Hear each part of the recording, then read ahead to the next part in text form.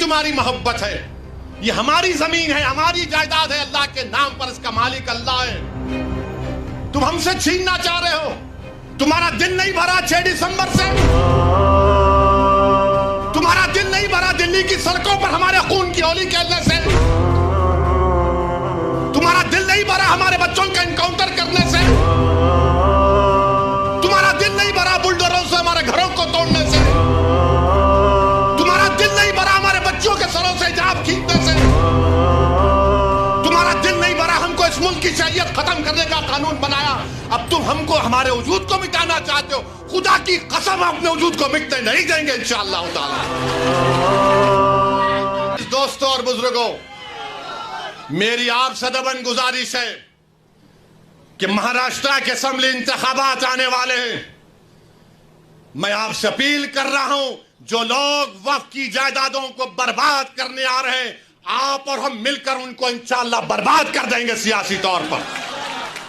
मेरी आपसे अपील है कि मैं यकीनन कह रहा हूं कि इस महाराष्ट्र की विधानसभा में आपको इम्तियाज जलील को और मंजलिस के नुमाइंदों को भिजाना जरूरी है। तुम्हारी आवाज हो, अगर तुम्हारी आवाज नहीं होगी तो कौन आवाज उठाएगा? तुम नहीं देखते पार्लियामेंट में क्या हो रहा है? तुम नहीं देख रहे पार्लियामेंट में कौन पुकार रहा है दीवानों की तरह? क्या तुमको नजर नहीं आ रहा कि किसके कलेजे में, सीने में, किसकी आंख में आंसू है जो तड़प तड़प कर देख रहा है कि मेरे बर्बादी का कानून मेरे आंखों के सामने बनाया जा रहा है? कौन होगा तुम्हारी आवाज को? छोड़ो इन चीजों को। कभी अपनों को भी तो अपनाओ, कभी अपनों को तो समझो।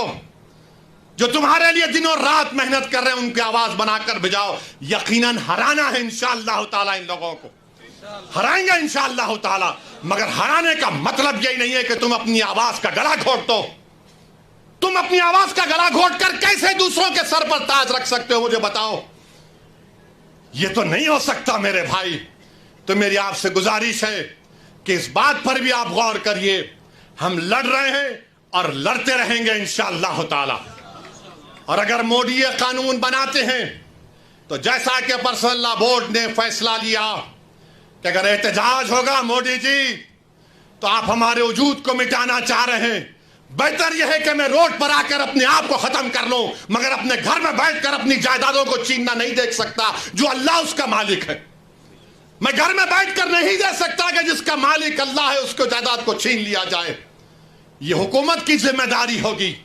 आपको अगर कानून बनाना है तो रोजगार दो, कानून बनाना है तो महिलाओं को बचाओ। अरे कैसा हमारा मुल्क हो चुका है कि उज्जैन में बीच सड़क पर, फुटपाथ पर एक जालिम शैतान एक खातून की अस्मत रेजी कर रहा। ये कैसा हमारा देश हो गया है? ये गांधी का मुल्क, ये आजाद का मुल्क, अम्बेडकर का मुल्क, कि वो उसका वीडियो निकाल रहा है अस्मत रेजी का।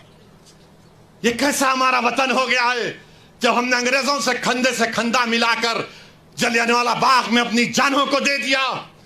हमने काला पानी की सजाएं हमारे हिंदू भाइयों के साथ काटी। आज एक अशरफ मुनियार को ट्रेन के डब्बे में पीटा जाता है तो कोई उफ नहीं बोलने तैयार। बचाना तो छोड़ो, कोई उफ बोलने के लिए तैयार नहीं है।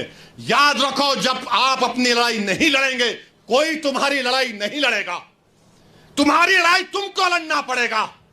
तुम 70 साल से सोच सोच कर धोखा खा चुके हो कि कोई और हमारी लड़ाई लड़ेगा।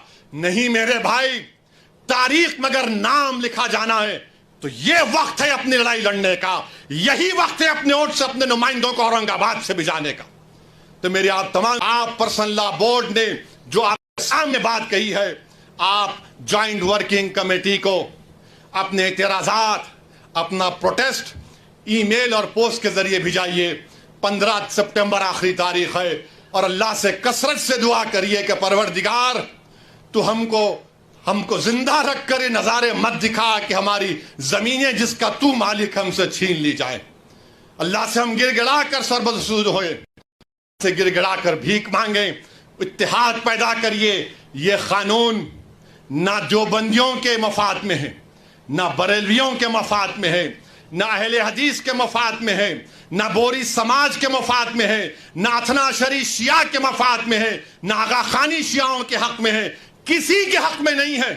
ये सिर्फ और सिर्फ मोदी जायदादों को छीनने के लिए कानून बना रहे हैं।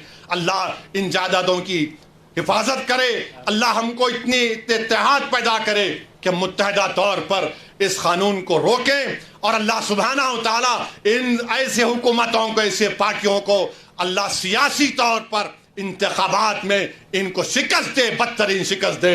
وآخر دعوانا الحمدللہ۔